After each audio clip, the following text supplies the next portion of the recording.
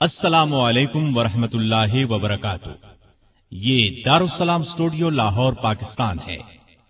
دارالسلام studio کی نئی پیشکش خلفائے راشدین کا پہلا حصہ، خلیفہ راشد سیدنا ابو بکر صدیق رضی اللہ عنہ۔ انبیاء کی جماعت کے بعد اس دنیا میں سب سے افضل انسان اور پہلے خلیفہ راشد سیدنا ابو بکر صدیق رضی اللہ عنہ ہیں، جو عشرہ مبشرہ میں بھی پہلے نمبر پر ہیں۔ ان کے حالات و واقعات انتہائی دلچسپ انداز میں۔ ہمارا دعویٰ ہے کہ سی ڈی شروع ہوتے ہی آپ اس میں محو ہو کر رہ جائیں گے۔ جی ہاں، کچھ واقعات ایسے بھی ہوتے ہیں جن میں انسان ڈوب کر رہ جاتا ہے اور ختم ہونے تک ابھرتا نہیں۔ تو آئیے ابتدا کرتے ہیں پہلے خلیفہ راشد، خلیفہ رسول سیدنا ابو بکر صدیق رضی اللہ عنہ سے۔ پیشکش محمد طارق شاہد۔ اللہ تعالیٰ ارشاد فرماتے ہیں، والذین آمنوا باللہ ورسلہ اولئک هم الصدیقون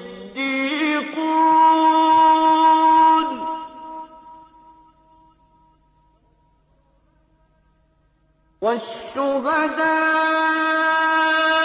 عند ربهم لهم أجرهم ونورهم والذين كفروا وكذبوا بآياتنا أولئك أصحاب الجحيم۔ وہ لوگ جو اللہ اور اس کے رسولوں پر ایمان لائے ہیں، یہی تو وہ ہیں جو ان کے پروردگار کے نزدیک صدیق اور شہید ہیں۔ ان کے لیے اجر اور نور ہے، اور جو لوگ کفر کرتے ہیں اور ہماری آیتوں کو جھٹلاتے ہیں وہ جہنمی ہیں۔ ارشاد نبوی ہے، ابو بکر کے مال نے جتنا مجھے فائدہ دیا اتنا کسی اور کے مال نے نہیں دیا۔ جماعت اصحاب روشن ستارے ہیں۔ آسمان پر موجود ستاروں کی روشنی کم و بیش ہے۔ یہی مثال صحابہ کرام رضی اللہ عنہم کی ہے، لیکن ہیں سبھی روشن۔ ان میں سب سے نمایاں، سب سے روشن اور سب سے تابناک بہرحال پہلے چار صحابہ ہی ہیں۔ یہی پہلے چار صحابہ خلفائے راشدین ہیں۔ عشرہ مبشرہ میں بھی سب سے پہلے انہی کا نام ہے۔ دنیا میں بہت سے لوگوں کو عجیب و غریب خصوصیات نصیب ہوئیں۔ آدم علیہ السلام سب سے پہلے انسان ہوئے۔ اللہ تعالیٰ نے انہیں ماں باپ کے بغیر پیدا فرمایا۔ عیسیٰ علیہ السلام بن باپ کے پیدا ہوئے۔ نوح علیہ السلام کو 950 سال کے قریب زندگی ملی۔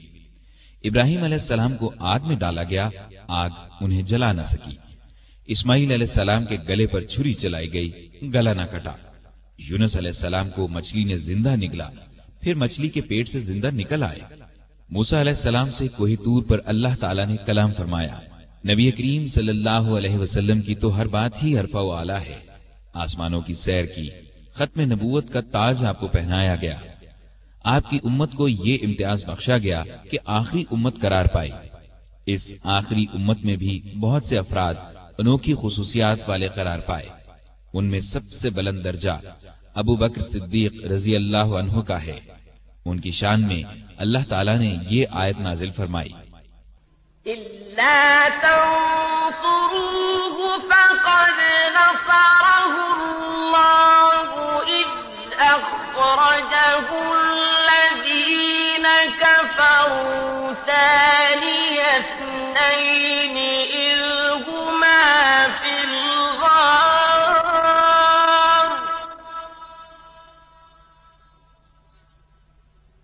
إِذْ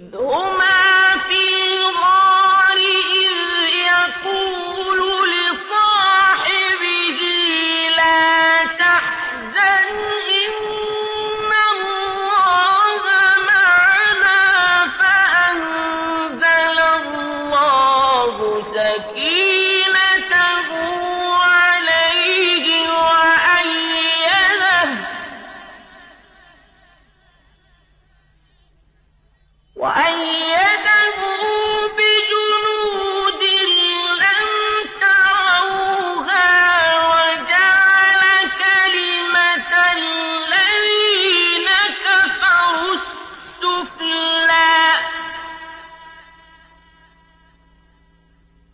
وكلمة الله هي العليا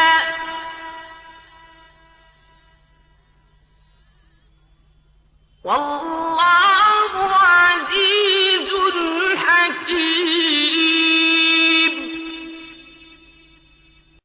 अगर तुम उनकी मदद न करो तो अल्लाह ही ने उनकी मदद की उस वक्त जब उसे काफिरों ने देश से निकाल दिया था, दो में से दूसरा जबकि वो दोनों गार में थे। जब ये अपने साथी से कह रहे थे कि गम न कर, अल्लाह हमारे साथ है, बस जनाब बारी ने अपनी तरफ से तस्कीन उस पर नाजिल फरमाकर उन लश्करों से उसकी मदद की जिन्हें तुमने देखा ही नहीं। उसने काफिरों की बात पस्त कर दी और बुलंद व अजीज तो अल्लाह का कलेमा ही है। अल्लाह गालिब है, हिकमत वाला है। तिरमजी की एक रिवायत के अल्फाज ये हैं। अबू हुरैरा रजी अल्लाह अन्हु से रिवायत है, रसूलुल्लाह सल्लल्लाहु अलैहि वसल्लम ने फरमाया, मुझ पर जिस किसी का भी एहसान था मैंने उसका बदला चुका दिया सिवाय अबू बकर के। मुझ पर अबू बकर का एहसान बाकी है, इसका बदला अल्लाह ताला ही क़यामत के दिन अता करेगा। और मुझे किसी के माल ने इतना नफा नहीं दिया जितना अबू बकर के माल ने नफा दिया। अगर मैं किसी को अपना जानी दोस्त बनाता तो अबू बकर को बनाता। खबरदार, तुम्हारा साथी अल्लाह का दोस्त है, यानी अल्लाह ताला ने चूंकि मुझे दोस्त बनाया है इसलिए अल्लाह के सिवा मैं किसी को दोस्त नहीं बना सकता। मुस्लिम की एक हदीस के अल्फाज यूं हैं, अबू बकर मेरे भाई और मेरे साथी हैं और अल्लाह ताला ने तुम्हारे साथी को दोस्त बनाया है। तो ये अजीम खुसूसियत अबू बकर रजी अल्लाह अन्हु को नसीब हुई जो नबी आखिरुज़्ज़मान के सबसे अफसल सहाबी थे। आज हम उन्हीं का तज़किरा करेंगे, उनकी हैरत ज़दा कर देने वाली बातें सुनेंगे। अबू बकर सिद्दीक रजी अल्लाह अन्हु 573 ईस्वी में पैदा हुए। नबी करीम सल्लल्लाहु अलैहि वसल्लम उनसे करीबन 2.5 साल पहले दुनिया में तशरीफ ला चुके थे। गोया नबी करीम सल्लल्लाहु अलैहि वसल्लम पहले आमुल फील में जलवा अफरोज हुए, जबकि अबू बकर सिद्दीक तीसरे आमुल फील में पैदा हुए। आमुल फील हाथियों वाले साल को कहते हैं, यानी जिस साल अब्रहा ने हाथियों के लश्कर के साथ काबे पर चढ़ाई की थी और अल्लाह ताला ने अबाबीलों के जरिए उसे और उसके लश्कर को खाया हुआ भूसा बना दिया था। बाप ने उनका नाम अब्दुल काबा रखा, यानी काबे का बंदा। इस्लाम को नबी करीम सल्लल्लाहु अलैहि वसल्लम ने उनके इस्लाम लाने पर बदला और अब्दुल्लाह नाम रखा, यानी अल्लाह का बंदा। लेकिन आप अबू बकर के नाम से मशहूर हुए। अबू बकर दरअसल उनकी कुन्नियत थी। असल नाम के अलावा अरबों में बाप, बेटे, बेटी या माँ वगैरह के नाम की निस्बत से एक और नाम रख दिया जाता था। ये नाम किसी खूबी की बिना पर भी रखा जाता था। अबू बकर के किसी बेटे का नाम बकर नहीं था। उनकी अच्छी आदत और नेकी के कामों में आगे रहने की वजह से लोगों ने उनकी कुन्नियत अबू बकर रख दी थी। बकर का एक मतलब पहल करना भी है, गोया वो नेकी के कामों में पहल करते थे। उनकी ये कुन्नियत इस कदर मशहूर हुई कि असल नाम से बहुत कम लोग वाकिफ हैं। उन्होंने चूंकि हर मौका और हर मरहले पर नबी करीम सल्लल्लाहु अलैहि वसल्लम की तस्दीक की कि आप सच्चे रसूल हैं और जो कुछ आप फरमाते हैं बिल्कुल सच होता है, इसी तरह हर हालत में, दुख में भी और सुख में भी उन्होंने नबी करीम सल्लल्लाहु अलैहि वसल्लम का साथ दिया, इसीलिए सिद्दीक के लक़ब से मशहूर हुए। खुद रसूलुल्लाह सल्लल्लाहु अलैहि वसल्लम ने उन्हें सिद्दीक के लक़ब से याद फरमाया। सिद्दीक से मुराद है निहायत सच्चा, सच्चाई के खिलाफ हर बुराई के मुकाबले में डट जाने वाला। चुनाचे अबू बकर सिद्दीक हर मौके पर सच्चे साबित हुए, लिहाजा सिद्दीक कहलाए। उनका एक लक़ब अतीक भी है। अतीक का मतलब है आजाद। आपने उन्हें देखकर एक बार फरमाया, तुम अल्लाह की तरफ से दोज़ख से आजाद हो। एक और मौके पर आपने फरमाया, जिसे जमीन पर दोज़ख से आजाद किए हुए शख्स को देखना हो वो अबू बकर को देख ले।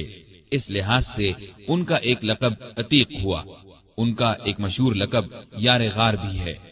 وہ غار سور میں آپ کے ساتھ تھے، جیسا کہ آپ ابھی آیت اور اس کا ترجمہ سن چکے ہیں، تفصیلات آگے آئیں گی۔ آپ خاندان تیم سے تھے۔ قریش کی کئی شاخیں تھیں، ان میں سے ایک کا نام بنو ہاشم تھا۔ نبی کریم صلی اللہ علیہ وسلم بنو ہاشم سے تھے۔ ایک شاخ کا نام بنو تیم تھا، ابو بکر صدیق رضی اللہ عنہ اس سے تھے۔ بنو تیم بھی بہت باعزت خاندان تھا۔ 7ویں پشت میں آپ کا نسب رسول اللہ صلی اللہ علیہ وسلم سے جا ملتا ہے۔ وہ اس طرح کے قبیلہ قریش کے مرہ کے 2 بیٹے کلاب اور تیم تھے۔ کلاب کی اولاد سے نبی کریم صلی اللہ علیہ وسلم پیدا ہوئے اور تیم کی اولاد سے ابو بکر صدیق رضی اللہ عنہ پیدا ہوئے۔ ابو بکر صدیق کے والد کا نام عثمان بن عامر تھا اور ان کی کنیت ابو قحافہ تھی۔ یہ بھی اپنی کنیت ہی سے مشہور تھے۔ کامیاب اور خوشحال تاجر تھے۔ مکے کے لوگ انہیں بہت عزت کی نگاہ سے دیکھتے تھے۔ انہوں نے مکہ فتح ہونے کے بعد اسلام قبول کیا۔ اس وقت ان کی عمر 90 سال کے قریب تھی۔ بینائی جاتی رہی تھی۔ 14 ہجری میں 97 سال کی عمر میں وفات پائی۔ ابو بکر رضی اللہ عنہ کی والدہ کا نام سلمہ بنت سخر تھا۔ ان کی کنیت ام الخیر تھی۔ یہ بھی بنو تیم سے تھیں۔ اپنے شوہر ابو قحافہ کے چچا کی بیٹی تھی۔ انہوں نے نبی کریم صلی اللہ علیہ وسلم کی مدینہ ہجرت سے چند سال پہلے اسلام قبول کیا۔ لمبی عمر پائی اور ابو قحافہ کے وفات کے کچھ عرصے بعد فوت ہوئیں۔ ابو بکر کے 2 بھائیوں کا ذکر بھی تاریخ کی کتابوں میں ملتا ہے۔ دونوں بچپن میں فوت ہو گئے تھے۔ 2 بہنیں بھی تھیں، ام فروا اور قریبہ۔ ام فروا کی شادی اشعث بن قیس سے اور قریبہ کی شادی مشہور صحابی قیس بن سعد سے ہوئی تھی۔ ابو بکر صدیق رضی اللہ عنہ پیدا ہوئے تو ہر طرف شرک کی تاریکیاں چھائی ہوئی تھیں۔ لوگ پتھر اور لکڑی کے بتوں کی پوجا کرتے تھے۔ ابو بکر بچپن ہی سے ذہین اور بہت نیک تھے۔ ہوش سنبھالا تو ماں باپ کو بتوں کی پوجا کرتے دیکھا، لیکن کسی نے ابو بکر کو بتوں کی پوجا کرتے نہ دیکھا، نہ کسی نے انہیں مجبور کیا۔ اس وقت عرب میں لکھنے پڑھنے کا رواج نہیں تھا۔ بہت تھوڑے لوگ لکھنا پڑھنا جانتے تھے۔ ابو بکر پڑھے لکھے لوگوں میں سے تھے۔ شاید انہوں نے بچپن ہی میں لکھنا پڑھنا سیکھ لیا تھا۔ لڑنے کا طریقہ اور ہتھیاروں کا استعمال بھی سیکھا تھا اور تجارت کرنے کے گر بھی سیکھ لیے تھے۔ وہ کبھی نشے والی چیز کے قریب نہیں گئے، نہ کسی برے کام میں کبھی حصہ لیا۔ جوان ہوئے تو خوبیاں اور نکھر گئیں۔ 18 سال کی عمر میں تجارت کا پیشہ اختیار کیا۔ وہ یمن، شام اور عراق وغیرہ جاتے، وہاں سے کپڑا خرید کر لاتے اور فروخت کرتے۔ بہت جلد اپنی سچائی اور دیانت کی وجہ سے دوسرے تاجروں کو پیچھے چھوڑ گئے، دولت مند ہو گئے۔ مکے کے رئیسوں میں ان کا شمار ہونے لگا۔ جتنے دولت مند تھے اتنے ہی سخی، نرم دل اور لوگوں کے ہمدرد تھے۔ بھوکوں کو کھانا کھلاتے، ننگوں کو کپڑے پہناتے، بیواؤں اور یتیموں کی مدد کرتے۔ کسی کو مصیبت میں دیکھتے تو فوراً اس کی مدد کو پہنچتے۔ عام لوگوں کے ساتھ بہت محبت اور شفقت سے پیش آتے۔ کبھی جھوٹ نہیں بولتے تھے۔ شراب اور بتوں سے نفرت کرتے تھے۔ اس زمانے میں جو بے شمار دوسری برائیاں پھیلی ہوئی تھیں ان سے بھی دور رہتے تھے۔ عربی زبان کے بہت اچھے عالم تھے، کبھی کبھار شعر بھی کہہ لیتے تھے۔ عرب میں یہ بات بہت خوبی کی سمجھی جاتی تھی۔ قریش کی مختلف شاخوں اور دوسرے قبیلوں کے رسم و رواج اور حسب و نسب کو جاننے والا ان سے بڑھ کر کوئی نہیں تھا۔ قتل کے مقدمات کے فیصلے وہی کرتے تھے۔ نیکی، پرہیزگاری، دیانتداری، نرم مزاجی، ملنساری اور دوسری خوبیوں کی وجہ سے مکے کے سب لوگ ان کی دل سے عزت کرتے تھے۔ کسی معاملے میں کوئی مشکل پیش آ جاتی تو مشورے کے لیے انہی کے پاس آتے تھے۔ عرب کے دوسرے قبیلے بھی ان کی عزت کرتے تھے۔ تجارت کے لیے دوسرے ملکوں کا سفر کرتے تو عرب کے اکثر قبیلوں سے واسطہ پڑتا تھا۔ وہ سب انہیں ایک معزز اور نیک تاجر خیال کرتے تھے۔ یہی وہ زمانہ تھا جب ان کی دوستی نبی کریم صلی اللہ علیہ وسلم سے ہو گئی، اور یہ دوستی روز بروز گہری ہوتی چلی گئی۔ دونوں ایک دوسرے کو بہت چاہنے لگے تھے۔ کئی تجارتی سفر بھی ایک ساتھ کیے۔ پھر وہ وقت بھی آیا جب رسول اللہ صلی اللہ علیہ وسلم ہر روز صبح و شام ان کے گھر تشریف لے جانے لگے۔ اس طرح وہ مکے کے تمام لوگوں سے بڑھ کر آپ صلی اللہ علیہ وسلم کے اخلاق اور بے مثال خوبیوں سے واقف ہو گئے۔ اسلام لانے سے پہلے تک ان کا یہی رنگ رہا، یہاں تک کہ 38 سال کی عمر کو پہنچ گئے۔ اس وقت نبی کریم صلی اللہ علیہ وسلم کی عمر مبارک 40 سال ہو چکی تھی اور آپ 41ویں سال میں قدم رکھ چکے تھے کہ آپ نے نبوت کا اعلان فرمایا۔ سب سے پہلے 4 نیک انسانوں نے اسلام قبول کیا، ان میں سے 3 تو آپ کے گھر کے تھے، یعنی خدیجہ رضی اللہ عنہا، علی رضی اللہ عنہ اور زید بن حارثہ رضی اللہ عنہ۔ علی آپ کے چچا زاد بھائی تھے، آپ ہی کے پاس رہتے تھے اور اس وقت ان کی عمر 10 برس تھی۔ زید بن حارثہ آپ کے خادم اور منہ بولے بیٹے تھے۔ خدیجہ آپ کی بیوی تھی۔ گھر سے باہر کے لوگوں میں سب سے پہلے ابو بکر صدیق رضی اللہ عنہ نے اسلام قبول کیا، گویا مردوں میں بھی سب سے پہلے یہی اسلام لائے۔ اسلام لاتے ہی آپ نے فوراً کہہ دیا، اب میری ہر چیز کا مالک اللہ اور اللہ کے رسول ہیں۔ مال اور اسباب تو کیا چیز ہیں، ان کی خاطر جان اور اولاد بھی قربان کر سکتا ہوں۔ نبوت کا اعلان فرمانے کے بعد نبی صلی اللہ علیہ وسلم نے شروع کے 3 سالوں میں صرف ان سمجھدار لوگوں کو اسلام کی طرف بلایا جن سے یہ امید کی جا سکتی تھی کہ وہ جھگڑا نہیں کریں گے اور اللہ کا سچا دین قبول کر لیں گے۔ اس کام میں ابو بکر صدیق نے آپ کا پورا ساتھ دیا، اسلام کی تبلیغ کی اور قریش کے بڑے بڑے لوگوں کو مسلمان کر لیا۔ ان میں عثمان غنی، طلحہ، زبیر، سعد بن ابی وقاص اور عبد الرحمن بن عوف رضی اللہ عنہم جیسے اونچے رتبے کے لوگ شامل تھے۔ رسول کریم صلی اللہ علیہ وسلم کی تبلیغ سے 3 سال میں قریباً 150 نیک مردوں اور عورتوں نے اسلام قبول کیا۔ یہ کام چپ کے کیا گیا۔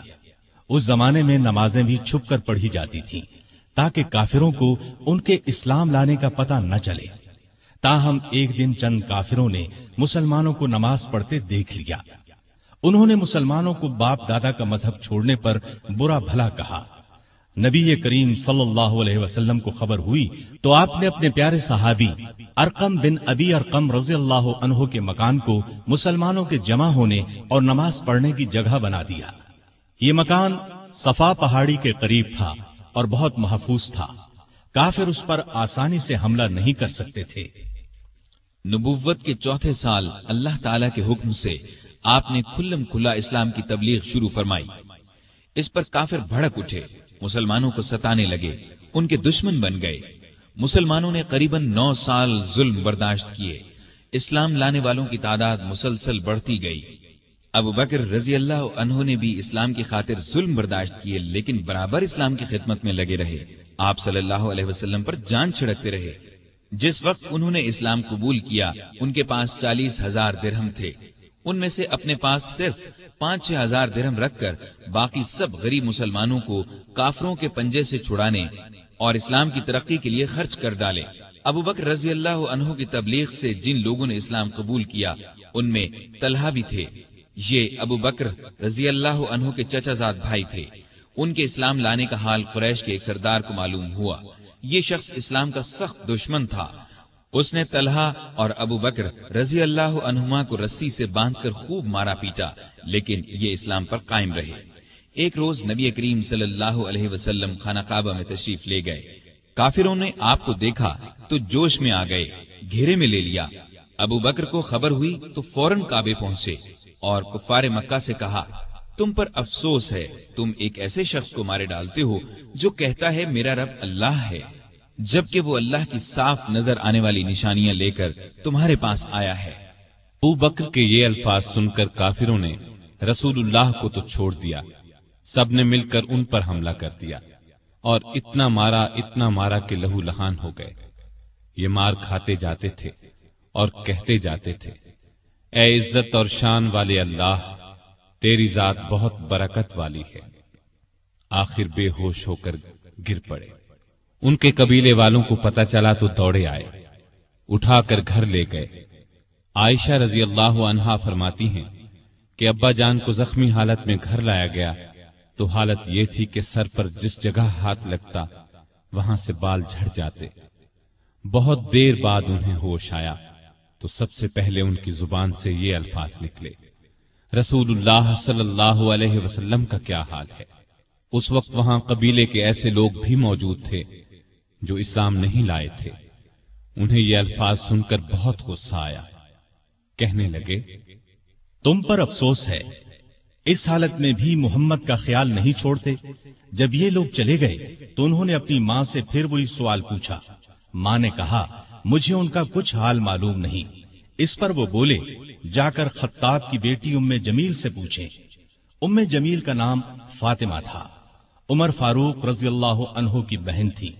اس وقت مسلمان ہو چکی تھی لیکن کافروں سے اپنا اسلام چھپا رکھا تھا۔ ابو بکر کی والدہ نے جا کر ان سے کہا، میرا بیٹا محمد کا حال پوچھ رہا ہے۔ تو فاطمہ ان کے ساتھ ان کے گھر گئیں۔ ابو بکر کی حالت دیکھ کر چیخ پڑی اور بولی، اللہ کی قسم، جن لوگوں نے آپ کے ساتھ یہ سلوک کیا ہے وہ سخت کافر ہیں، برے لوگ ہیں۔ مجھے امید ہے اللہ ان سے بدلہ ضرور لے گا۔ ابو بکر نے کہا، رسول اللہ صلی اللہ علیہ وسلم کا کیا حال ہے؟ ام جمیل نے ان کے کان میں کہا، آپ کی والدہ سن رہی ہیں۔ یہ انہوں نے اس لیے کہا کہ ان کی والدہ اس وقت تک ایمان نہیں لائی تھی۔ اس پر وہ بولے، تم ان کی فکر نہ کرو، ان سے کوئی خطرہ نہیں۔ تب انہوں نے بتایا، نبی کریم صلی اللہ علیہ وسلم بالکل خیریت سے ہیں اور دار ارقم میں ہیں۔ وہ سن کر بولے، اللہ کی قسم، میں اس وقت تک کچھ کھاؤں گا نہ پیوں گا جب تک رسول اللہ صلی اللہ علیہ وسلم کو دیکھ نہ لوں گا۔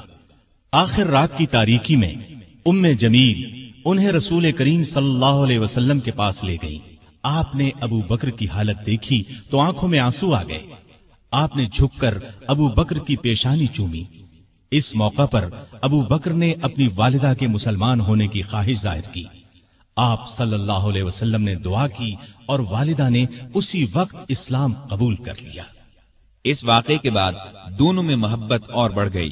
ابتدائی 3 سالوں میں کچھ اسلام لانے والے ایسے بھی تھے جو مکے کے کافروں کے غلام تھے۔ ان کافروں کو جب اپنے غلاموں کے اسلام لانے کا پتہ چلا تو ان غریبوں پر ظلم کے پہاڑ توڑنے لگے۔ ابو بکر رضی اللہ عنہ کو جب ان پر مظالم کے بارے میں معلوم ہوا تو اپنی دولت خرچ کر کے ان غلاموں کو آزاد کروانے لگے۔ انہوں نے اپنے مال سے جن غلاموں کو آزاد کرایا ان کے نام یہ ہیں: بلال بن رباح رضی اللہ عنہ، یہ امیہ بن خلف کے غلام تھے۔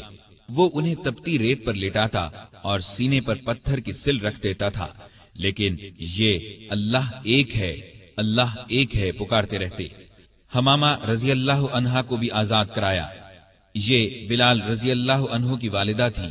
عامر بن فہیرہ رضی اللہ عنہ طفیل بن حارث کے غلام تھے۔ ام یمس رضی اللہ عنہا قریش کے خاندان بنو زہرہ کی لونڈی تھی۔ کافر ان پر بہت ظلم کرتے تھے۔ ابو فکیہہ رضی اللہ عنہ بنو عبد الدار یا صفوان بن امیہ کے غلام تھے۔ انہیں بیڑیاں پہنا کر ریت پر اوندھا لٹایا جاتا تھا، کمر پر بھاری پتھر رکھا جاتا تھا۔ لہزیہ اور ان کی بیٹی لبینہ، زنیرہ، ان سب کو ابو بکر نے خرید کر آزاد کیا۔ ابو بکر رضی اللہ عنہ کے والد ابو قحافہ رضی اللہ عنہ اس وقت تک ایمان نہیں لائے تھے۔ بیٹے کو اس طرح دولت لٹاتے دیکھ کر ایک دن بولے، بیٹا میں دیکھ رہا ہوں تم جن لوگوں کو آزاد کروانے پر پیسہ خرچ کر رہے ہو وہ بہت کمزور ہیں۔ تم مضبوط لوگوں کو آزاد کراتے تو وہ تمہارے کام آتے۔ اس پر ابو بکر نے جواب دیا، میں نے ان غریبوں کو اپنے فائدے کے لیے نہیں، اللہ کو راضی کرنے کے لیے آزاد کرایا ہے، وہی اس کا بدلہ دے گا۔ یہ بات سن کر ان کے والد خاموش ہو گئے۔ کافروں کا ظلم جب حد سے بڑھا تو نبی کریم صلی اللہ علیہ وسلم نے مسلمانوں کو حبشہ کی طرف ہجرت کرنے کا مشورہ دیا۔ کچھ مسلمان ہجرت کر گئے۔ ابو بکر نے بھی اپنا وطن چھوڑا، لیکن راستے میں قبیلہ قارہ کے سردار ربیہ بن رفی ملے۔ وہ اپنی امان میں انہیں واپس مکے لے آئے، اس لیے کہ وہ ابو بکر کو بہت پسند کرتے تھے۔ مکے میں داخل ہو کر ربیہ نے اعلان کر دیا کہ ابو بکر ان کی پناہ میں ہیں۔ قریش نے اس شرط پر ان کی پناہ منظور کر لی کہ ابو بکر اپنے گھر کے اندر جس طرح چاہیں عبادت کریں، گھر سے باہر نہ کریں۔ نہ اونچی آواز سے قرآن پڑھیں، انہوں نے یہ بات مان لی، لیکن ان کا دل بہت نرم تھا۔ جب گھر میں قرآن پڑھتے تو بے اختیار رونے لگتے۔ ان کے رونے کی آواز سن کر لوگ گھروں سے نکل آتے، راستہ چلتے لوگ رک جاتے اور قرآن سننے لگتے۔ مکے کے کافروں نے جب یہ دیکھا تو ربیہ سے شکایت کی۔ ربیہ نے ان کی شکایت ابو بکر کے آگے رکھی۔ اس پر ابو بکر نے ان کی پناہ واپس کر دی اور فرمایا، میں اپنے اللہ کی پناہ پر راضی ہوں۔ ربیہ نے جا کر کفار سے کہا کہ ابو بکر نے میری پناہ واپس کر دی ہے، اب تم جانو وہ جانے۔ بعد میں یہ ربیہ بن رفیع مسلمان ہو گئے تھے۔ ان کی کنیت ابن داغینہ تھی۔ عرب کے مسلمان بہادروں میں ان کا شمار ہوا۔ اب ابو بکر رضی اللہ عنہ پہلے کی طرح اسلام کی تبلیغ کرنے لگے۔ رسول اللہ صلی اللہ علیہ وسلم کی حمایت میں ہر وقت جان ہتھیلی پر لیے رہتے۔ کافروں نے کئی بار انہیں شدید تکالیف پہنچائیں۔ ایک دفعہ نبی کریم صلی اللہ علیہ وسلم خانہ کعبہ میں نماز پڑھ رہے تھے۔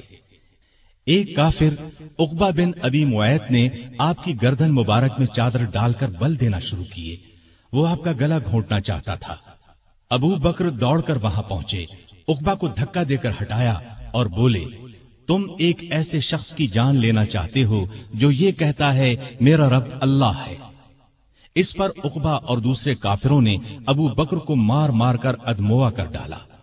ایسے اور کئی موقعوں پر نبی کریم صلی اللہ علیہ وسلم کی حفاظت کے لیے سینہ تان کر کھڑے ہو گئے، خود مار کھا لی تاکہ آپ صلی اللہ علیہ وسلم کو تکلیف نہ پہنچے۔ نبوت کے 12ویں سال معراج کا واقعہ پیش آیا۔ صبح کے وقت جب رسول اللہ صلی اللہ علیہ وسلم نے ابو جہل وغیرہ کے سامنے یہ واقعہ بیان فرمایا تو وہ مذاق اڑانے لگے اور ابو بکر کے پاس گئے اور کہا کہ دیکھو تمہارے صاحب کیسی باتیں کر رہے ہیں۔ اس پر انہوں نے جواب دیا، اگر محمد صلی اللہ علیہ وسلم نے یہ باتیں کہی ہیں تو ان کے سچا ہونے میں مجھے ذرہ بھر شک نہیں، کیونکہ سچ کے سوا آپ کی زبان مبارک پر کوئی بات نہیں آتی۔ پھر خود آپ کے پاس آئے اور پوچھا، اے اللہ کے رسول صلی اللہ علیہ وسلم، کیا واقعی آپ نے ایسا فرمایا ہے؟ آپ نے فرمایا، ہاں۔ یہ سنتے ہی ابو بکر نے عرض کیا، جو کچھ آپ نے فرمایا میں اس پر ایمان لاتا اور تصدیق کرتا ہوں کہ آپ بالکل سچے ہیں۔ ابو بکر کو صدیق کا لقب اسی لیے ملا کہ انہوں نے اس موقع پر اور دوسرے موقعوں پر بھی ہمیشہ رسول اللہ صلی اللہ علیہ وسلم کی تصدیق کی اور آپ کی نبوت کی گواہی دی۔ پھر جب کافروں نے نبی کریم صلی اللہ علیہ وسلم کو قتل کرنے کا منصوبہ تیار کر لیا تو اللہ تعالیٰ نے آپ کو ہجرت کی اجازت دے دی۔ آپ ابو بکر کے پاس آئے اور انہیں بتایا، مجھے ہجرت کی اجازت مل گئی ہے۔ یہ سن کر ابو بکر نے عرض کیا، میرے ماں باپ آپ پر قربان ہوں، کیا مجھے بھی آپ کے ساتھ چلنے کی اجازت ہے؟ آپ نے فرمایا، ہاں۔ یہ سن کر ابو بکر اتنے خوش ہوئے کہ رونے لگے۔ عائشہ رضی اللہ عنہا فرماتی ہیں کہ اس روز مجھے پہلی بار معلوم ہوا کہ کوئی شخص حد سے زیادہ خوشی سے بھی رونے لگتا ہے۔ پھر ابو بکر نے عرض کیا، مجھے اندازہ تھا کہ آپ ہجرت کریں گے، اس لیے میں نے 2 اونٹنیوں کو کھلا پلا کر تیار کر رکھا ہے، ان میں سے ایک آپ لے لیں۔ آپ نے فرمایا، لیکن میں قیمت دے کر لوں گا۔ ابو بکر خاموش ہو گئے۔ رات ہوئی تو آپ علی رضی اللہ عنہ کو اپنے بستر پر لٹا کر گھر سے نکلے۔ اللہ تعالیٰ نے کفار کو اس وقت اندھا کر دیا، وہ ننگی تلواریں لیے گھر کو گھیرے کھڑے تھے کہ جو ہی آپ باہر نکلیں گے کام تمام کر دیں گے۔ آپ قرآن مجید کی آیات پڑھتے ہوئے باہر نکل آئے، سیدھے ابو بکر کے گھر پہنچے۔ وہ پہلے ہی تیار بیٹھے تھے۔ رخصت سے پہلے انہوں نے اپنے بیٹے کو ہدایت کی کہ رات کو آ کر خبریں سنانا، ہم فلاں جگہ ٹھہریں گے۔ اپنے خادم عامر بن فہیرہ کو ہدایت دی کہ وہ روزانہ کی طرح بکریاں چرائے اور رات کو ان کا دودھ ہمیں دے جایا کرے۔ پھر ابو بکر گھر میں موجود تمام نقدی ساتھ لے کر نکل پڑے۔ راستے میں ابو بکر کبھی آپ کے آگے ہو جاتے اور کبھی پیچھے۔ آپ صلی اللہ علیہ وسلم نے وجہ پوچھی تو عرض کیا، جب مجھے خطرہ ہوتا ہے کہ آگے سے کوئی دشمن نہ آ جائے تو آپ کے آگے چلنے لگتا ہوں، پیچھے سے کوئی خطرہ محسوس کرتا ہوں तो पीछे हो जाता हूं। इस तरह दोनों गारे सौर में पहुंचे। ये मक्के के जुनूब मशरिक में करीबन 5 किलोमीटर पर है। रास्ते में जमीन पथरीली होने की वजह से दोनों के पांव जख्मी हो गए। अबू बकर रज़ियल्लाहु अन्हु आपकी तकलीफ बर्दाश्त न कर सके। आप सल्लल्लाहु अलैहि वसल्लम को बमुश्किल अपने साथ लेकर गारे सौर, जो बहुत बुलंदी पर था, पहुंचे। पहले अबू बकर अंदर दाखिल हुए, गार को साफ किया। गार में जो सुराख नजर आए उनको अपनी चादर फाड़कर बंद किया। गार में 2 सुराख बाकी बच रहे, जिनके लिए चादर नहीं बची थी। अबू बकर रज़ियल्लाहु अन्हु ने उन दोनों पर अपने पांव रख दिए। फिर रसूलुल्लाह सल्लल्लाहु अलैहि वसल्लम से अर्ज की कि अंदर तशरीफ लाएं। आप सल्लल्लाहु अलैहि वसल्लम अंदर तशरीफ ले गए और अबू बकर की आगोश में सर रखकर सो गए। उधर अबू बकर रज़ियल्लाहु अन्हु के पांव में किसी चीज ने डस लिया।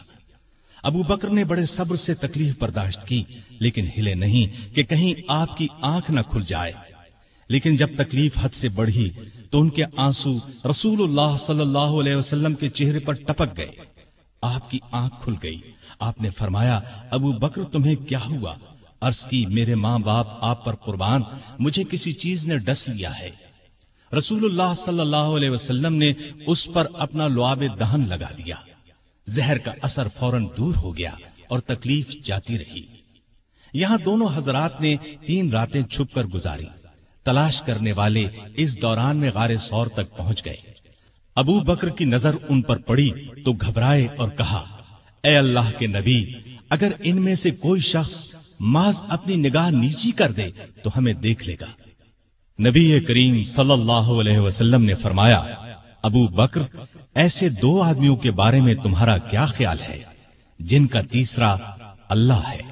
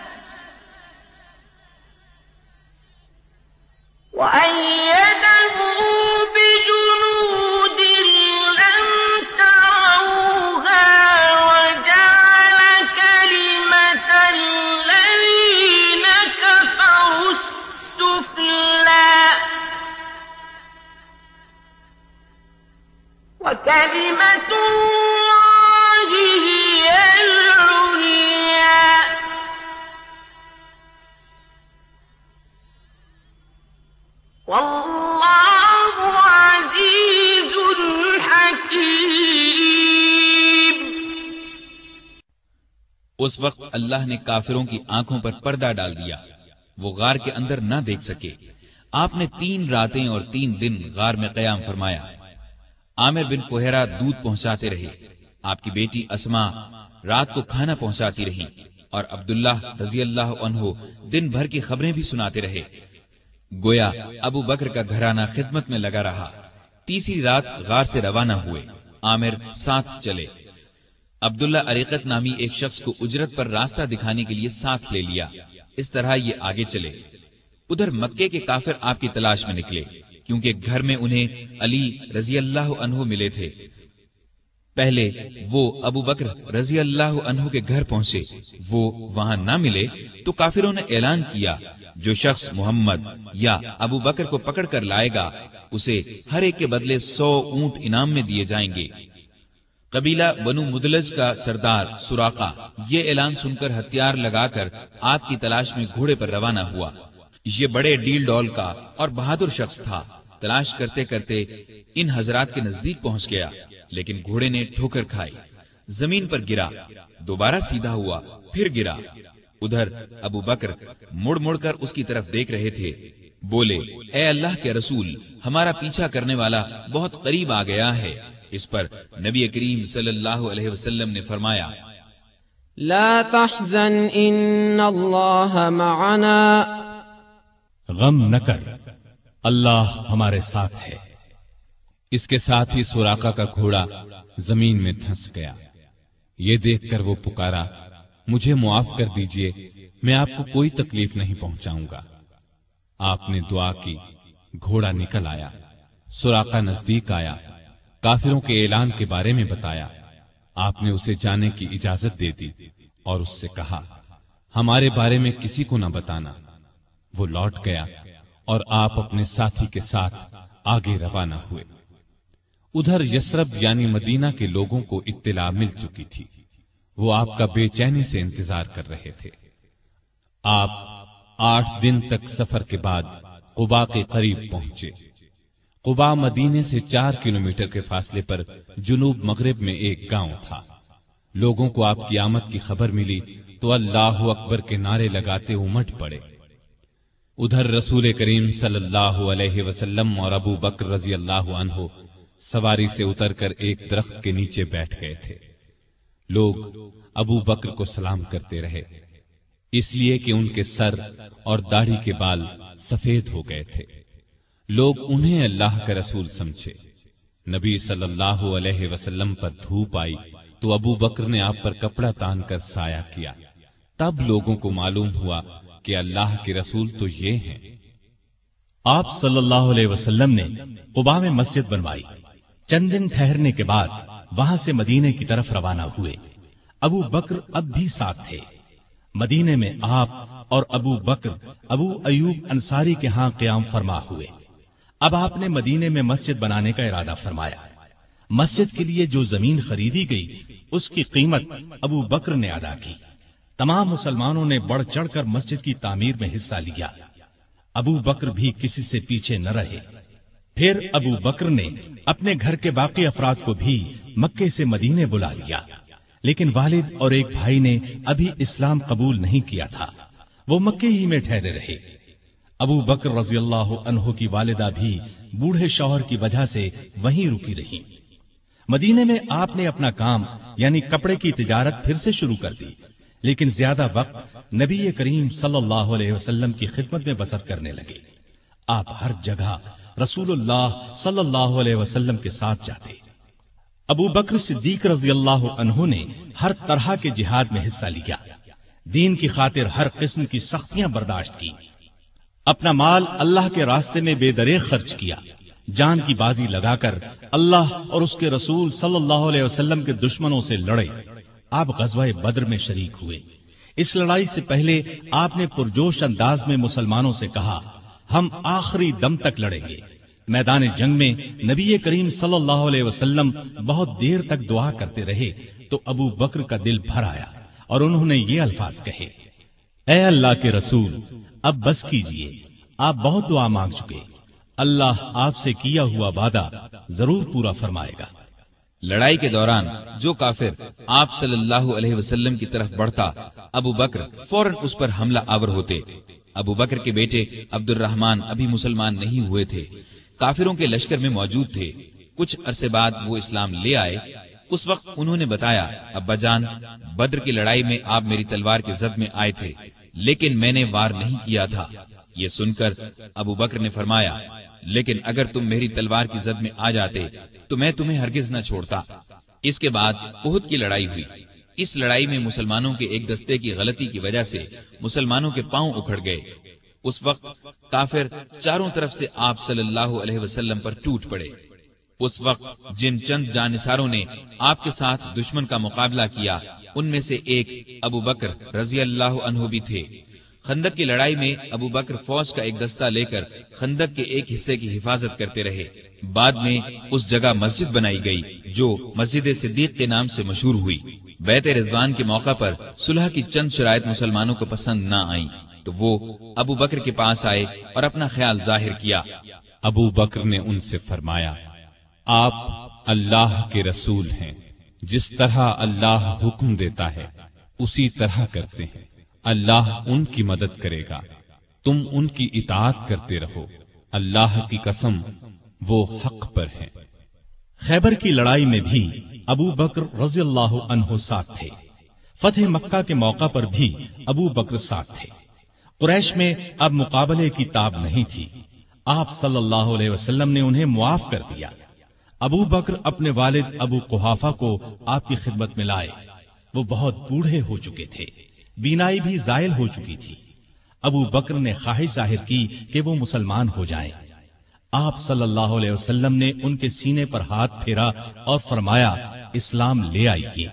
انہوں نے اسی وقت کلمہ پڑھ لیا۔ غزوہ حنین کے موقع پر جب قبیلہ حوازن نے زبردست تیر اندازی کی تو مسلمانوں کی صفیں ٹوٹ گئیں۔ اس وقت جو صحابہ ثابت قدم رہے ان میں ابو بکر بھی تھے۔ غزوہ طائف میں ابو بکر کے بیٹے عبداللہ کو ایک تیر لگا، وہ زخمی ہو گئے۔ چند دن میں زخم ٹھیک ہو گیا لیکن پھر خراب ہو گیا اور وہ اسی زخم کی وجہ سے فوت ہوئے۔ تبوک کی لڑائی کے موقع پر لشکر کے لیے ہتھیاروں اور سواریوں کی بہت ضرورت تھی۔ آپ نے مسلمانوں سے فرمایا دل کھول کر مال اور سامان دیں۔ اس پر غریب امیر ہر مسلمان نے مال، سامان، اونٹ، گھوڑے، غلہ، کھجوریں وغیرہ آپ کی خدمت میں ڈھیر کر دی۔ ابو بکر اپنے گھر کا تمام سامان اور ہر چیز لے آئے۔ نبی کریم صلی اللہ علیہ وسلم نے پوچھا ابو بکر بال بچوں کے لیے کیا چھوڑا؟ انہوں نے عرض کیا ان کے لیے اللہ اور اللہ کا رسول کافی ہیں۔ لڑائی میں آپ صلی اللہ علیہ وسلم نے ساری فوج کا انتظام ابو بکر رضی اللہ عنہ کے سپرد کیا۔ فوج کا بڑا جھنڈا بھی انہی کو دیا۔ تبوک مدینے سے 686 کلومیٹر دور ہے۔ مسلمان تکلیفیں اٹھاتے وہاں پہنچے۔ تبوک سے واپسی کے بعد حج کے دن قریب آئے تو آپ صلی اللہ علیہ وسلم نے ابو بکر کو امیر حج مقرر فرمایا۔ انہوں نے لوگوں کو حج کرایا۔ ہجرت کے 10ویں سال رسول کریم صلی اللہ علیہ وسلم خود حج کے لیے مکہ تشریف لے گئے۔ ابو بکر رضی اللہ عنہ اور ہزارہا مسلمان آپ کے ساتھ تھے۔ آپ کا سامان ابو بکر کی اونٹنی پر لادا گیا۔ 11 ہجری میں آپ نے ایک لشکر شام بھیجنے کے لیے تیار کیا۔ اس لشکر کا سردار آپ نے اپنے ایک پیارے نوجوان اسامہ بن زید رضی اللہ عنہ کو مقرر فرمایا۔ اس لشکر کو بھیجنے کا مقصد یہ تھا کہ روم کے بادشاہ سے موتا کی لڑائی کا بدلہ لیا جائے۔ موتا کی لڑائی 8 ہجری میں ہوئی تھی اور اس میں رومی عیسائیوں کے ہاتھوں نبی کریم صلی اللہ علیہ وسلم کے 12 پیارے صحابہ شہید ہو گئے تھے۔ ان میں اسامہ رضی اللہ عنہ کے والد زید بھی تھے۔ اس لشکر میں ابو بکر رضی اللہ عنہ بھی شریک تھے۔ انہوں نے اس بات کی پرواہ تک نہیں کی کہ ان کا سپہ سالار 18-19 سال کی عمر کا ایک نوجوان ہے۔ دراصل وہ اللہ کے سپاہی تھے اور جو بات اللہ کے رسول صلی اللہ علیہ وسلم کو پسند تھی وہی انہیں بھی پسند تھی۔ حج سے واپسی پر نبی صلی اللہ علیہ وسلم نے مسلمانوں کو یہ خطبہ دیا، اللہ نے اپنے ایک بندے کو اختیار دیا کہ چاہے تو دنیا کی نعمتوں کو قبول کر لے اور چاہے تو اللہ کے پاس جا کر ان نعمتوں کو قبول کرے جو وہاں ملنے والی ہیں۔ تو اس بندے نے اللہ کے پاس جا کر ملنے والی نعمتوں کو قبول کیا ہے۔ یہ خطاب سن کر ابو بکر رضی اللہ عنہ رونے لگے۔ وہ سمجھ گئے کہ یہ آپ صلی اللہ علیہ وسلم نے اپنے بارے میں فرمایا ہے۔ ہجرت کے 11ویں سال رسول کریم صلی اللہ علیہ وسلم کے مرض میں اضافہ ہو گیا تو آپ نے ابو بکر کو نماز پڑھانے کا حکم فرمایا۔ ابو بکر نمازیں پڑھانے لگے۔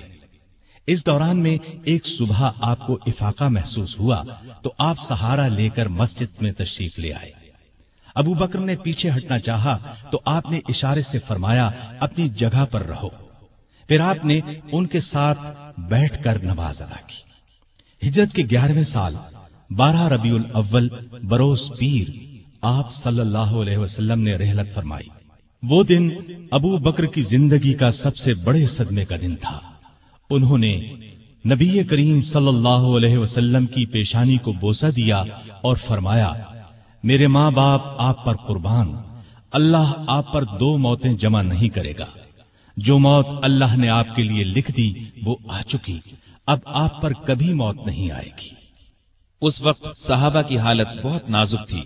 سیدنا عمر فاروق رضی اللہ عنہ ننگی تلوار لیے اعلان کرتے نظر آئے، جو شخص یہ کہے گا کہ رسول اللہ صلی اللہ علیہ وسلم نے وفات پائی میں اسے جان سے مار ڈالوں گا۔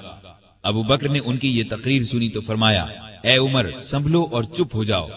پھر آپ نے لوگوں کے سامنے تقریر کی، لوگو جو شخص محمد صلی اللہ علیہ وسلم کو پوچھتا تھا وہ جان لے کہ محمد صلی اللہ علیہ وسلم وفات پا گئے ہیں، اور جو اللہ کو پوچھتا تھا وہ سمجھ لے کہ اللہ زندہ ہے، وہ کبھی نہیں مرے گا۔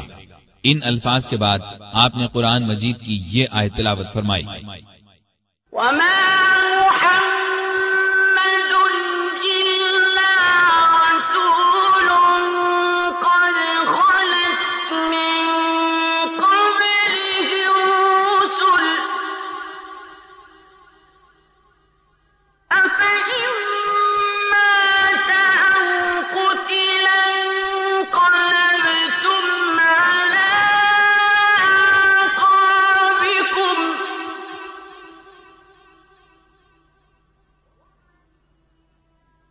ومن ينقلب على عقبيه فلن يضر الله شيئا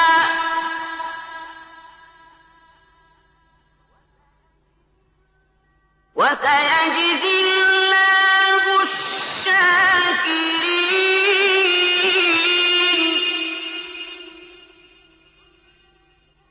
محمد صلی اللہ علیہ وسلم صرف رسول ہی ہیں، ان سے پہلے بہت سے رسول آ چکے ہیں۔ کیا اگر ان کا انتقال ہو جائے یا شہید ہو جائیں تو تم اسلام سے اپنی ایڑیوں کے بل پھر جاؤ گے؟ اور جو کوئی پھر جائے اپنی ایڑیوں پر تو ہرگز اللہ تعالیٰ کا کچھ نہ بگاڑے گا۔ ان قریب اللہ تعالیٰ شکر گزاروں کو نیک بدلہ دے گا۔ ابو بکر رضی اللہ عنہ کی تقریر سن کر لوگوں کو یقین آ گیا کہ رسول اللہ صلی اللہ علیہ وسلم واقعی ان سے جدا ہو چکے ہیں۔ آپ کی وفات کے بعد مسلمانوں نے متفقہ طور پر جناب ابو بکر صدیق کو خلیفہ چن لیا۔ خلیفہ بنائے جانے کے بعد انہوں نے یہ خطبہ دیا: لوگو، اللہ کی قسم، میں نے کبھی تمہارا امیر بننے کی خواہش نہیں کی۔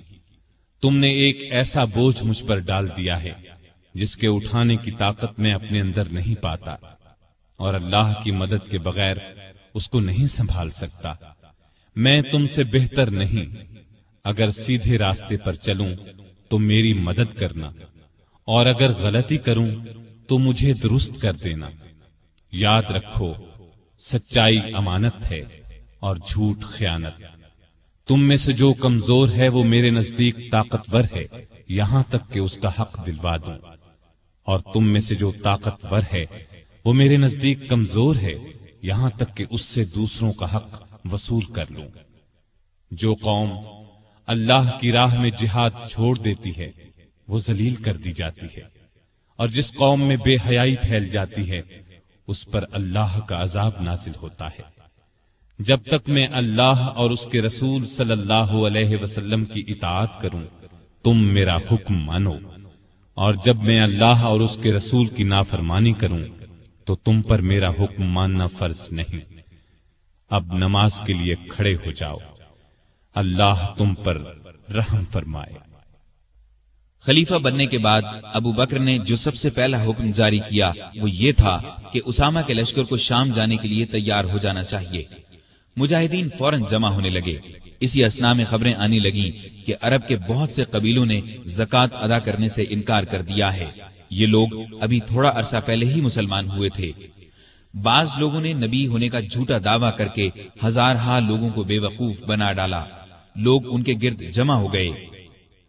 یہ حالات دیکھ کر بعض صحابہ نے سیدنا صدیق اکبر کو مشورہ دیا کہ ان حالات میں اسامہ کے لشکر کو بھیجنا مناسب نہیں، بہتر یہ ہے کہ اس کو روک دیا جائے تاکہ دشمن مدینے پر حملہ کریں تو ان کا مقابلہ کیا جا سکے۔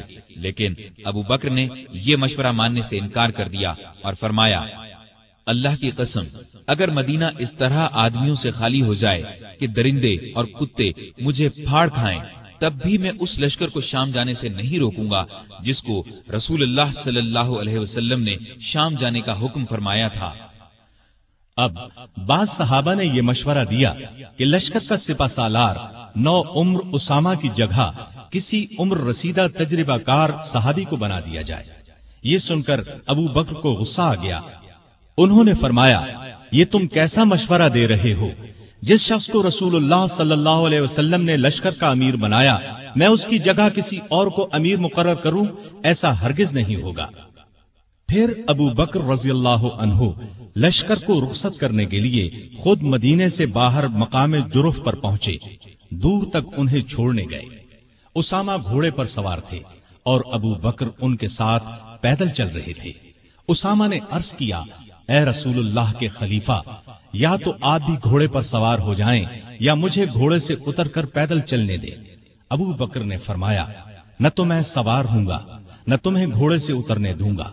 اگر کچھ دیر کے لیے میرے قدموں پر اللہ کی راہ کا غبار پڑ جائے تو اس سے میری شان میں کوئی کمی نہیں آ جائے گی۔ پھر آپ نے لشکر کو رخصت کیا، انہیں دعا دی۔ اسامہ کا یہ لشکر شام کے عیسائیوں کو سزا دے کر قریباً 70 دن بعد واپس لوٹا۔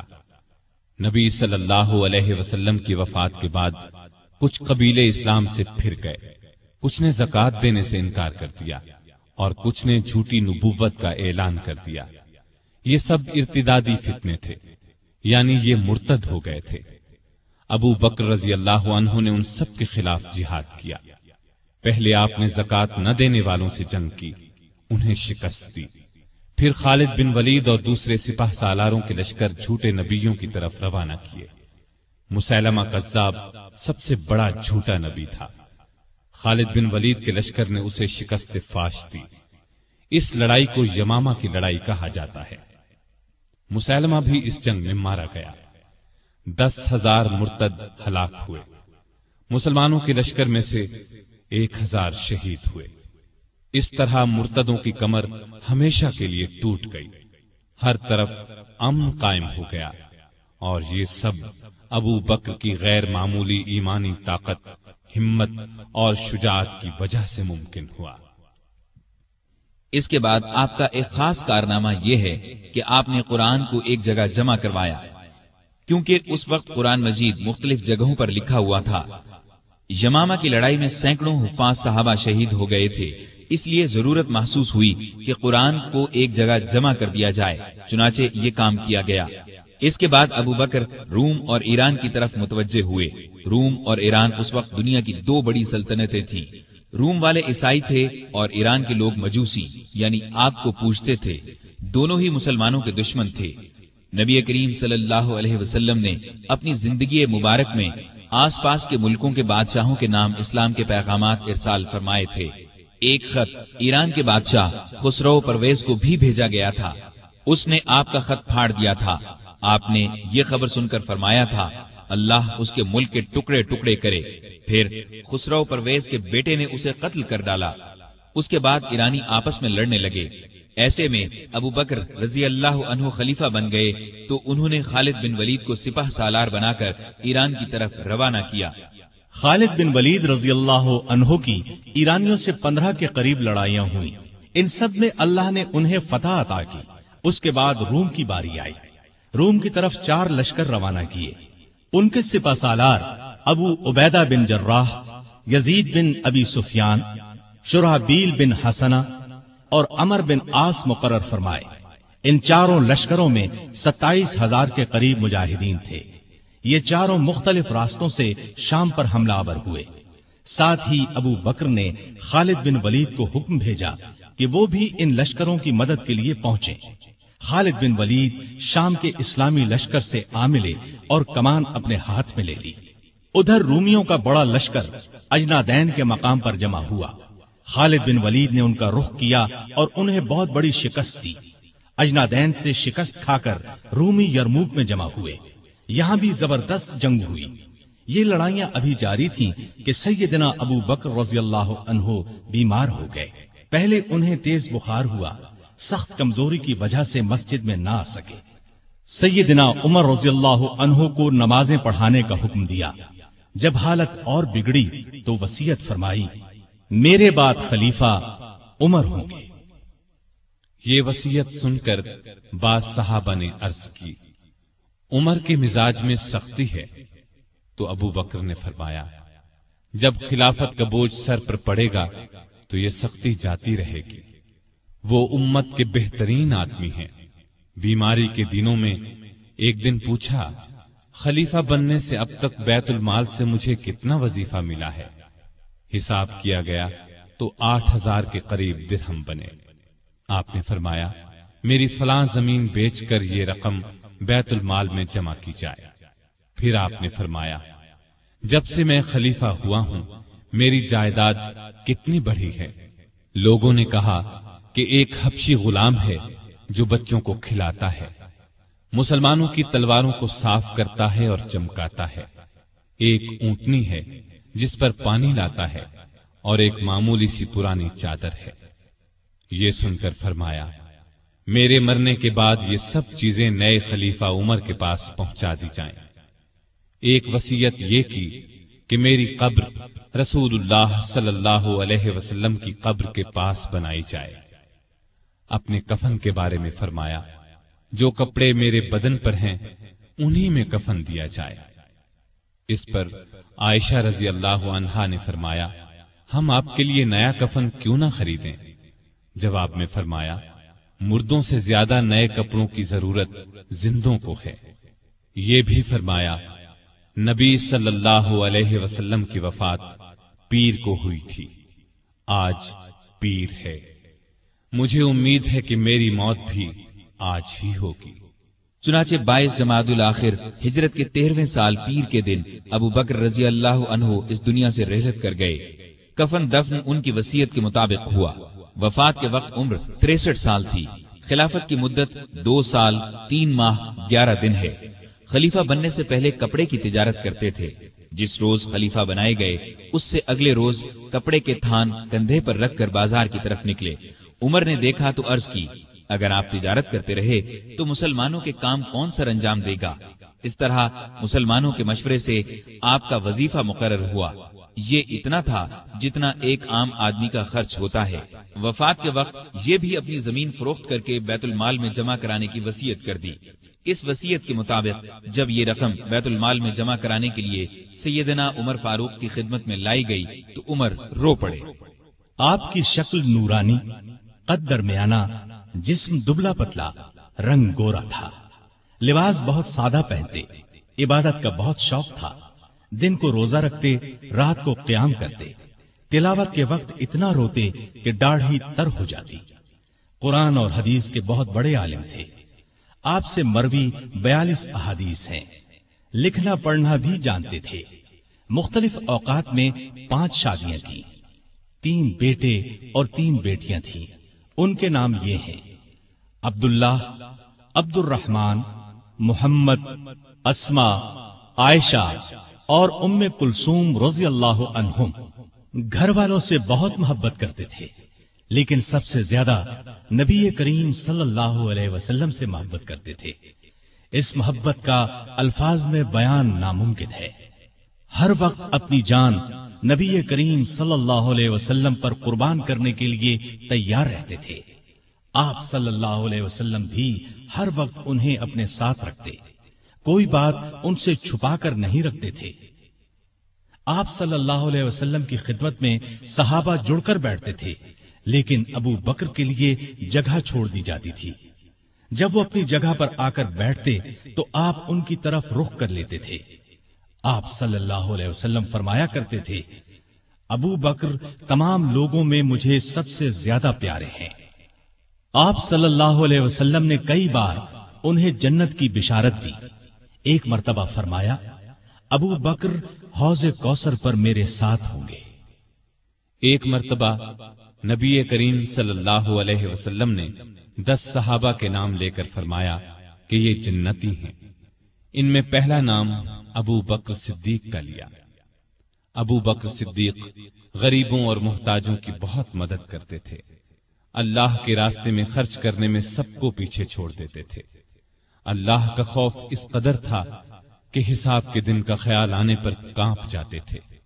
فرمایا کرتے تھے کاش میں ایک تنکا ہوتا، کسی کو کوئی بات کہہ دیتے تو فوراً اس سے معافی مانگ لیتے۔ لوگوں کو سلام کرنے میں پہل کرتے تھے۔ پرہیزگاری تو حد درجے کی تھی۔ ایک دن آپ کا غلام کھانے کی کوئی چیز لایا، آپ نے اس میں سے کچھ کھا لیا، لیکن کھانے کے بعد غلام نے آپ سے پوچھا آپ کو معلوم ہے کہ آپ نے جو کھایا ہے وہ کیا ہے؟ آپ نے فرمایا بتلاؤ یہ کہاں سے آیا ہے؟ اس نے بتایا کہ زمانہ جاہلیت میں ایک شخص نے مجھ سے کچھ منتر پڑھوایا تھا، یہ اس کی اجرت ہے۔ یہ سن کر ابو بکر نے اپنا ہاتھ منہ میں ڈالا اور جو کچھ پیٹ میں گیا تھا قے کے ذریعے سب کچھ باہر نکال دیا۔ مزاج میں بہت عاجزی تھی۔ خلیفہ بننے سے پہلے محلے والوں کی بکریوں کا دودھ دو دیتے تھے۔ خلیفہ بننے کے بعد بھی یہ معمول نہ چھوڑا، لوگوں کو بہت اچھی اچھی نصیحتیں کرتے رہتے تھے۔ فرماتے ہیں مصیبت کی جڑ انسان کی گفتگو ہے، عقل مند کی پہچان یہ ہے کہ وہ زیادہ باتیں نہیں کرتے۔ سچائی امانت اور جھوٹ بددیانتی ہے۔ کسی مسلمان کو حقیر نہ جانو۔ جس قوم میں بری باتیں عام ہو جائیں تو اللہ اس کو مصیبت میں ڈال دیتا ہے۔ ہر اچھے کام کے ثواب کا ایک اندازہ ہے، لیکن صبر کا ثواب بے اندازہ ہے۔ گناہ سے توبہ کرنا ضروری ہے، لیکن گناہ سے بچنا اس سے بھی زیادہ ضروری ہے۔ اس دن پر رو جو تیری عمر سے گزر گیا اور تو نے اس میں کوئی نیکی نہیں کی۔ اللہ تعالیٰ اس وقت تک نفلی عبادت قبول نہیں کرتا جب تک کہ تم فرض ادا نہ کرو۔ جو قوم جہاد کو چھوڑ دیتی ہے اللہ اس کو ذلیل کر دیتا ہے۔